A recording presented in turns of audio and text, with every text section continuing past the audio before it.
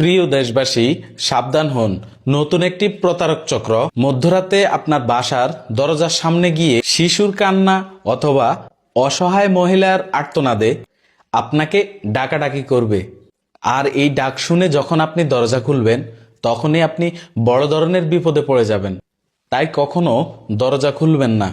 তারা চাইবে আপনাকে ঘর থেকে বাইর করার জন্য অথবা আপনার ঘরের দরজা আপনাকে দিয়ে খোলানোর জন্য।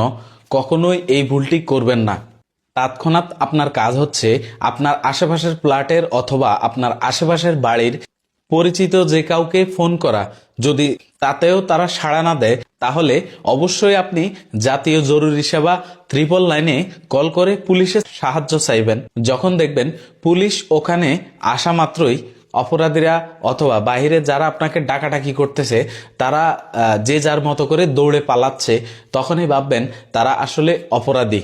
আর যদি দেখেন পুলিশ আসার পরে তাদেরকে আইডেন্টিফাই করতে পেরেছে যে তারা আসলে অসহায়, তাহলে আপনি সাহায্য করার জন্য দরজা খুলে বের হবেন।